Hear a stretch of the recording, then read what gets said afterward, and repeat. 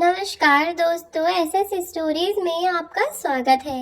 आज की कहानी है डाइनिंग टेबल से बूढ़े ससुर को उठाकर कोने में बिठा दिया तो 5 साल के मासूम ने माँ बाप को ऐसा सबक सिखाया कि तुरंत ही बूढ़े पिता को तुरंत अपने हाथों से अपने साथ बिठाकर खाना खिलाने लगे। आखिर ऐसा भी क्या हुआ, क्या किया उस मासूम बच्चे ने? आइए जानते हैं। कहानी अच्छी लगी तो कहानी को लाइक और शेयर करके चैनल को सब्सक्राइब करना बिल्कुल ना भूलें। साथ ही बेल आइकन को प्रेस भी कर दें। तो चलिए चलते हैं कहानी की ओर। बहू, तुमने क्या बनाया है? बहुत भूख लग रही है, थोड़ा जल्दी खाना बना लो। बेटा, आज दोपहर भी मैंने कुछ नहीं खाया था। सुबह से बहुत भूख लगी है। सुबह जो तुमने बस रोटियां बनाई थी वह दोपहर तक खत्म हो गई थी, इसीलिए दोपहर में भी मैं कुछ नहीं खा पाया। तो पेट में बहुत आग सी लग रही है, बहुत तेज भूख लग रही है। बेटा, थोड़ी जल्दी कुछ बना दो। महेंद्र जी ने अपनी बहू महिमा से कहा तो किचन से महिमा की कर्कश आवाज महेंद्र जी को चुप कर गई। उधर किचन से चिल्लाती हुई महिमा ने कहा, बना ही रही हूँ खाना। अब मैं यहाँ बैठकर कोई सो तो नहीं रही हूँ ना? मेरा तो काम करते करते भी इस घर में जीना दुश्वार कर रखा है। बिल्कुल हद है आपसे। अरे भाई, कोई आपकी बातें सुनेगा तो यही कहेगा कि कितनी जालिम बहू है, अपने ससुर को भूखा ही रखती है क्या? आप तो मुझे खामखामी दुनिया के सामने बदनाम करवा कर छोड़ेंगे। अरे बाबूजी, क्यों दुनिया में आप मेरी बदनामी करवाना चाहते हैं? थोड़ी देर शांत बैठ जाइए ना। और वैसे भी अगर मैं जल्दी खाना बना भी दूंगी तो कौन सा सबसे पहले आपको ही परोस कर दे दूंगी? सबसे पहले आपको तो परोस कर नहीं दूंगी ना। अभी चिंटू के पापा को ऑफिस से आने में पूरा 1 घंटा है और जब तक वह नहीं आ जाएंगे उनसे पहले तो कोई खाना खाएगा नहीं। तो इसीलिए खामखा शोर मत मचाइए। खाना बन रहा है और जब खाना बन जाएगा तो आपको खाने के लिए भी दे दिया जाएगा। तब तक चुपचाप बैठ जाइए और चिंटू को खिला लीजिए। मेरा सर मत खाइए। अपनी बहू की बातें सुनकर महेंद्र जी बिल्कुल चुप हो गए और वहां से उठकर अपने पोते के पास चले गए और कुछ देर अपने पोते के साथ ही खेलते रहे। भूख तो उन्हें बड़ी जोरों की लगी थी, लेकिन अपने पोते के साथ वे उसकी अटखेलियों में लगे रहे तो उन्हें समय का आभास ही नहीं हुआ कि कब समय बीत गया और अब तक उनका बेटा भी आ गया था। जैसे ही उनका बेटा आया तो ऑफिस से आते ही अपने कमरे में गया और कपड़े चेंज करके हाथ मुंह धोकर नीचे आया। अब तक उनकी बहू ने भी डाइनिंग टेबल पर खाना सजा दिया था।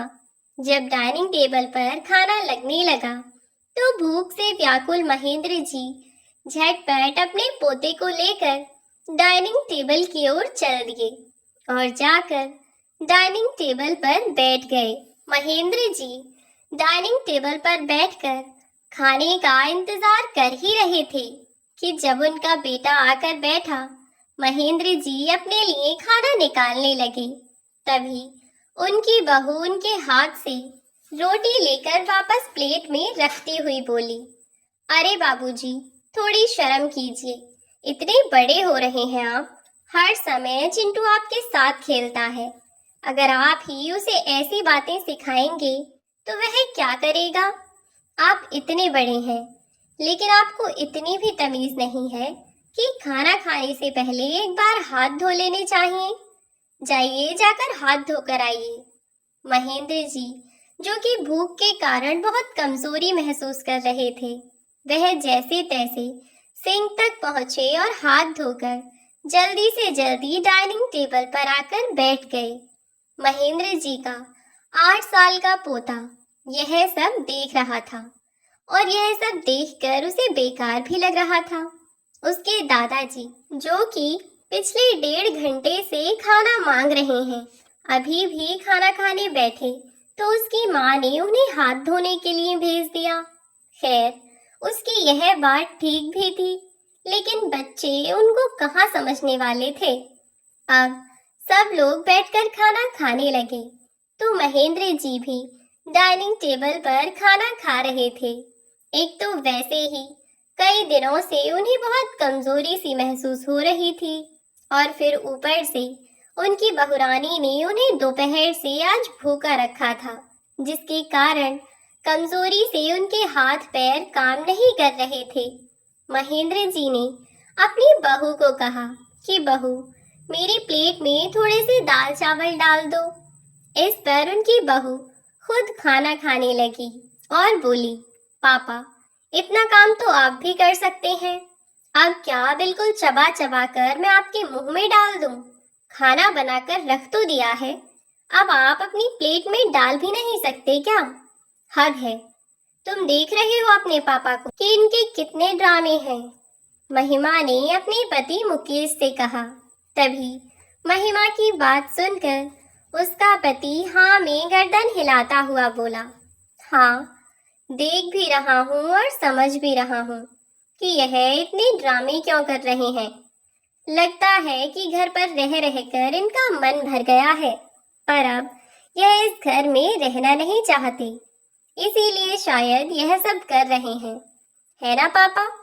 इस पर महेंद्र जी चुप हो गए और डाइनिंग टेबल पर रखे चावलों के बर्तन में से अपनी प्लेट में चावल करने लगे।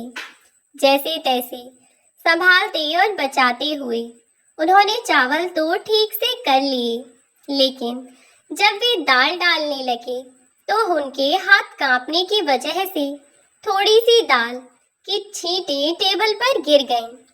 अब वह चम्मच उठाकर दाल चावल खाने लगे, लेकिन न चाहते हुए भी उनके कांपते हाथों से खाना इधर उधर बिखर जा रहा था, और खाना इधर उधर बिखरता हुआ देख उनकी बहू ने अपनी खाने की प्लेट में अपना रोटी का टुकड़ा वापस रख दिया और घिनयाती हुई बोली, क्या है ये सब? आप कैसे खाना खा रहे हैं पापा? आपको तो खाना खाने की भी तमीज नहीं है। कितने गंदे तरीके से खाना खा रहे हैं, मुझे तो घिन आ रही है। छी मुकेश, तुम कुछ करो ना। सॉरी, लेकिन मैं इस तरह से यहाँ बैठकर खाना नहीं खा पाऊंगी। पापा, आपको तो खाने की भी तमीज नहीं है, आपसे खाना भी तमीज से नहीं खाया जाता। क्यों ना हम एक काम करें मुकेश, पापा को डाइनिंग टेबल पर बैठकर खाने में जब इतनी ही प्रॉब्लम होती है, तो क्यों ना यह वहां उस कोने में बैठकर खाना खा लें। तब मुकेश ने भी अपनी पत्नी की हाँ में हाँ मिलाते हुए कहा, बिल्कुल ठीक कह रही हो महिमा। उठो पापा, आप तो जमीन पर खाने में ही राजी हैं, आपको कहाँ रास आता है। थोड़ा भी अच्छे से अगर आपको कुछ करके दे दिया जाए तो आप तमीज से खा ही नहीं सकते हैं। आपको तो वही गंवार पने की आदत पड़ी हुई है ना। कोई बात नहीं, मैं आपके साथ जबरदस्ती नहीं करूंगा। जाइए जाइए, उठिए यहाँ से और वहां जमीन पर बैठकर खाना खाइए। अपने बेटे को नाराज देखा तो महेंद्र जी सोचने लगे कि मेरा बेटा शायद गुस्से में मुझे यहाँ से भेज रहा है, तो वह दोनों हाथों से उस चम्मच को संभालकर खाना खाने की कोशिश करते हुए बोले, नहीं नहीं बेटा, तू नाराज मत हो, मैं आराम से खा रहा हूँ। देख, अब मैं खाना बिखेर भी नहीं रहा हूँ ज्यादा। तब महिमा ने अपनी खाने की प्लेट आगे की तरफ सरका दी और कहने लगी कि मुझसे इस तरह खाना नहीं खाया जाएगा मुकेश, मैं जा रही हूँ। तो मुकेश ने उसका हाथ पकड़कर उसे बिठा लिया और बोला, तुम कहाँ चली? चुपचाप यहाँ बैठकर खाना खाओ, मैं तुम्हारी प्रॉब्लम अभी सॉल्व कर देता हूँ। पापा, उठिए यहाँ से और जाकर वहाँ बैठ जाइए। जब हाथ में पकड़ी हुई चम्मच का निवाला महेंद्र जी खाने ही वाले थे कि तभी उनका बेटा तेज आवाज में बोला, आपको एक आवाज में सुनाई नहीं देता क्या?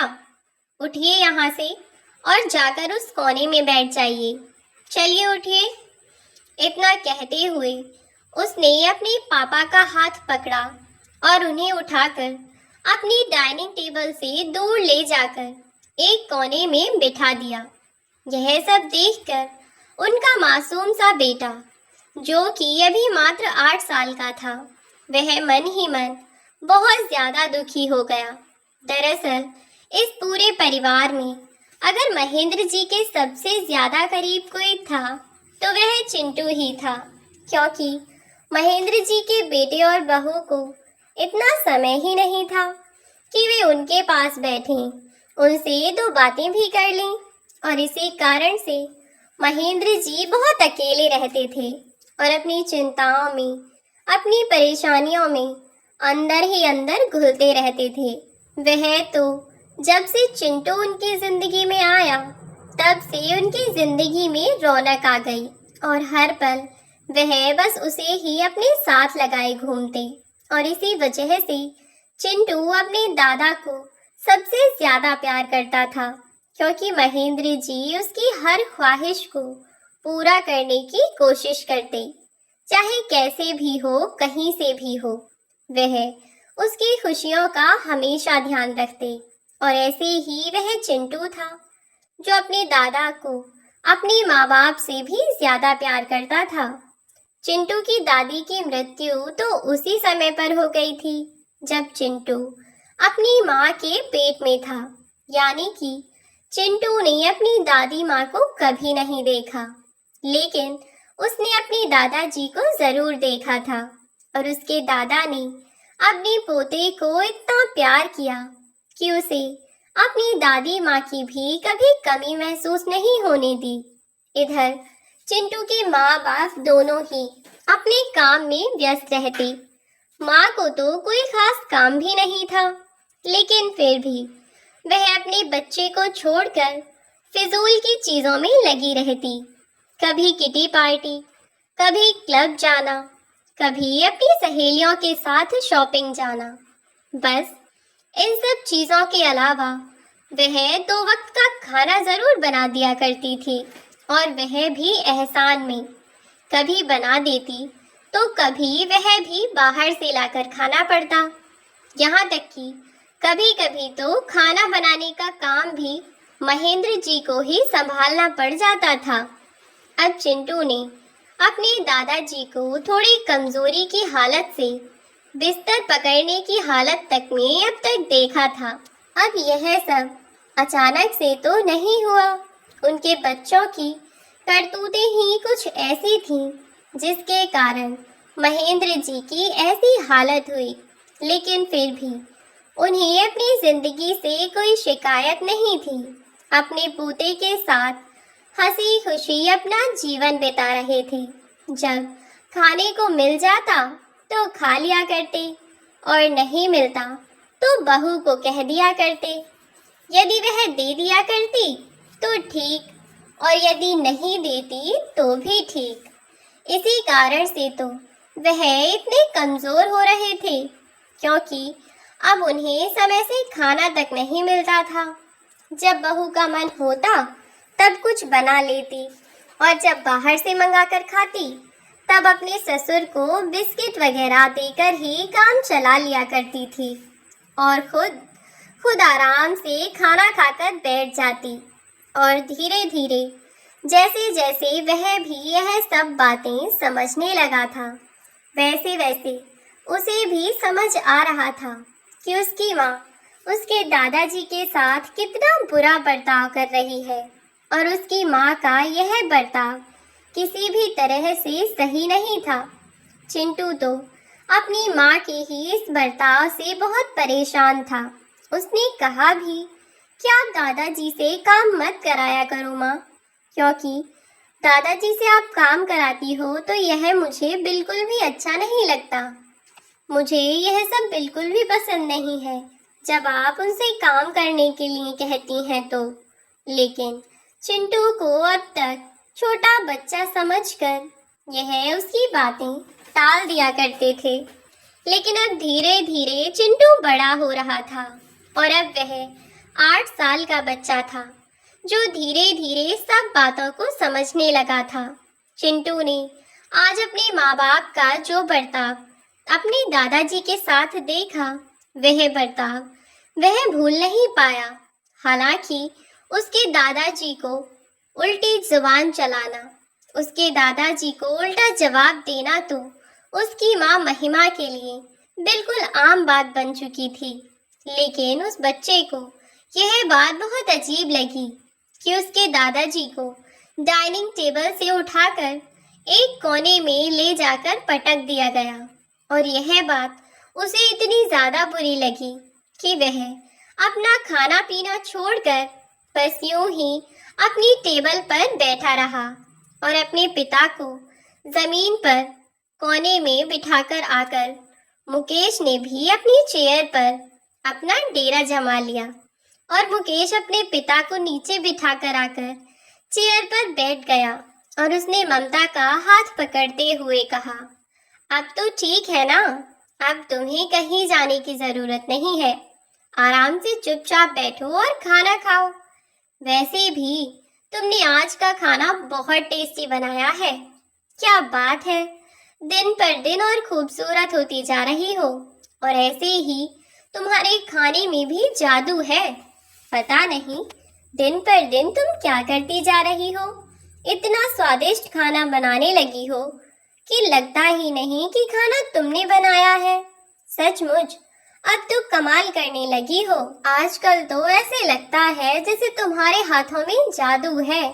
मुकेश ने ममता की तारीफ की तो ममता भी शर्माती हुई मुस्कुराती रही और चेयर पर बैठकर खाना खाने लगी। इधर वे दोनों एक दूसरे से बातें करने में मगन थे, और उधर 8 साल का चिंटू अपने दादाजी को लगातार निहारे जा रहा था और उन्हें देखते हुए वह किसी सोच में डूबा हुआ था। कुछ देर तक तो ममता और मुकेश अपनी बातों में ही लगे रहे और उन्हें अपने बेटे का बिल्कुल भी ध्यान ही नहीं था कि वह खाना भी नहीं खा रहा है, और इधर अपना खाना पीना छोड़कर चिंटू बस अपने दादा की ओर देख रहा था, और उसके दादा अपने कांपते हुए हाथों से अपनी उस चम्मच को संभालने की कोशिश कर रहे थे, जिसके ऊपर से उनका खाना बार बार नीचे गिर जाता, और वह उस खाने को उठाकर फिर से अपनी प्लेट में रखकर खाने की कोशिश कर रहे थे। चिंटू बार बार उनके उन कांपते हुए हाथों को और उन्हें देख रहा था। अपने बेटे को यूं शांत और चुपचाप अपने दादाजी की ओर निहारते हुए देखा तो ममता अचानक ही अपने बेटे की ओर देखने लगी, और जब उसने देखा कि उसका बेटा बहुत गौर से अपने दादाजी को ही देख रहा है, न वह खा रहा है न कुछ पी रहा है, तो ममता ने अपने बेटे के कंधे पर हाथ रखा और उसका नाम लेकर पुकारती हुई बोली, चिंटू बेटा, कहाँ खोए हुए हो? आपने अभी तक कुछ खाया भी नहीं है। क्या हुआ? अभी तक तो आपको बहुत भूख लगी थी, पर अब आपको भूख नहीं लगी है। तब चिंटू अपनी मम्मी से बोला कि मम्मा, भूख तो मुझे बहुत तेज लगी है, लेकिन मैं कुछ सोच रहा हूँ। तब हंसती हुई ममता अपने पति की ओर देखकर एक बार फिर मुस्कुराई और फिर अपने बेटे से पूछने लगी कि अच्छा, जरा हमें भी तो बताओ कि हमारा बेटा इतना ध्यान से भला किस चीज के बारे में सोच रहा है? आपको ऐसी कौन सी चिंता सताने लगी अभी से, जो आप खाना पीना छोड़कर उसके बारे में सोचने लगे हो? तब चिंटू ने बहुत ही मासूमियत के साथ अपनी माँ से कहा कि मम्मा, मैं कुछ सीख रहा हूँ, आप नहीं समझोगे इस बात को। इस बात पर ममता और मुकेश दोनों चौंक गए और अपने बेटे से पूछा कि बेटा, आप हमें बताओ तो सही कि आप क्या सीख रहे हो? तब उनके बेटे ने बड़ी ही मासूमियत से कहा, मम्मा पापा, मैं यह सीख रहा हूँ कि बुढ़ापे में माँ बाप के साथ बच्चों को कैसे व्यवहार करना चाहिए। जब आप दोनों बूढ़े हो जाएंगे और मैं जवान हो जाऊंगा, तो मैं भी तो आपके साथ फिर वैसा ही बर्ताव करूंगा ना। एक झटके में इतनी मासूमियत और इतनी सादगी के साथ चिंटू ने अपनी बात कह दी और उसकी इस बात ने ममता और मुकेश को अंदर तक हिला कर रख दिया। अपने बेटे की यह बात सुनते ही वे दोनों चौंक गए कि तभी चिंटू ने अपने माँ बाप से कहा कि मम्मा पापा, जब आप दोनों बूढ़े हो जाएंगे तो मैं आप दोनों को वहां बाहर वाले कोने में बिठाऊंगा ताकि आप दोनों आराम से बैठकर खाना खा सको। यहाँ तो आपके लिए जगह कम पड़ जाएगी ना। दादू तो अकेले हैं, इसीलिए अकेले खाना खा लेंगे, लेकिन आप दोनों जमीन पर बैठकर यहाँ कैसे खाओगे? मैं आप दोनों को वहाँ बाहर के कोने में बिठाऊंगा। जब मैं बड़ा हो जाऊंगा तो मैं भी डाइनिंग टेबल पर बैठकर खाना खाऊंगा और आप दोनों को वहाँ कोने में छोड़ दूंगा। अपने बेटे की यह बात सुनकर ममता और मुकेश की आंखें फटी की फटी रह गईं और एक पल के लिए तो उन्हें ऐसे लगा जैसे उनके बेटे ने अभी अपने बचपन में ही अपने माँ बाप को उनका बुढ़ापा दिखा दिया। कुछ समय के लिए तो मुकेश और ममता को ऐसे लगा जैसे कि उनके बेटे ने उनका हाथ पकड़कर उन्हें बाहर के किसी कोने में ही बिठाकर खाना खाने के लिए छोड़ दिया है। और यह सोचने मात्र से उनकी आंखें भर आईं और वह बहुत अच्छी तरह से यह समझ गए कि यह सब क्यों हो रहा है और चिंटू के मन में अचानक से ऐसी बात आखिर आई ही क्यों। तुरंत ही मुकेश और ममता ने अपनी गलती को सुधारते हुए अपने पिताजी को वहां कोने से उठाया और वापस बुलाकर डाइनिंग टेबल पर बिठाया और मुकेश ने अपने हाथों से अपने पिता को खाना खिलाया और ममता ने अपने ससुर को पानी करके दिया और उन दोनों ने अपने पिता को खाना खिलाकर उनके हाथ पैर धुलकर कमरे में आराम करने के लिए उन्हें लेटा दिया। और इधर अब उनका बेटा चिंटू भी अपने कमरे में सोने के लिए चला गया था, लेकिन चिंटू की उस बात के कारण ममता और मुकेश की आंखों की नींद तो जैसे गायब हो गई और वे दोनों अपनी गलती पर पछताने लगे। दोनों ही शर्मिंदा थे कि उन्होंने अपने जीवन में कितनी बड़ी गलती की है। आखिर वे कैसे भूल गए कि उनका बच्चा इतना मासूम है, इतना कोमल मन का है। वह बिल्कुल किसी कच्ची मिट्टी के समान है। वह जो देखेगा वही सीखेगा। जैसा बर्ताव आज वे अपने माँ बाप के साथ करेंगे, वैसा ही बर्ताव कल को उनका बेटा उनके साथ करेगा। और आज उन्हें इस बात का एहसास उनके अपने बेटे ने करा दिया था और इसीलिए ममता और मुकेश ने अब यह निश्चित कर लिया कि कल से पापा के साथ हम दोनों को बिल्कुल वैसा ही बर्ताव करना है जैसा बर्ताव हम अपने बुढ़ापे में अपने बेटे से चाहते हैं। अब उन दोनों को अपनी गलती का एहसास हो चुका था और रात में ही उठकर ममता और मुकेश ने जाकर अपने पिता से माफी मांगी। वे दोनों अपने पिता से माफी मांग कर आए और एक पिता ने भी उन दोनों को माफ कर दिया। अगले ही दिन से उस 8 साल के मासूम बच्चे की बातों का ऐसा जादू देखने को मिला जिसकी कल्पना भी महेंद्र जी ने नहीं की थी। अगली सुबह से उनकी बहू का बिल्कुल बदला हुआ रूप उनके सामने था। अब उनकी बहू समय से उठकर घर के सभी कामों को किया करती। वे अपने ससुर जी के कपड़े धुलकर उन्हें देती और खाना प्लेट में परोस कर देती। अब सुबह सुबह वे उन्हें घुमाने के लिए पार्क में भेज दिया करती और साथ में ही उसका छोटा सा बच्चा भी साथ में जाया करता। अब तो वह अपने पिता की बहुत अच्छे से सेवा करने लगे थे क्योंकि वह ऐसा बर्ताव अपने बेटे से अपने बुढ़ापे में चाहते थे।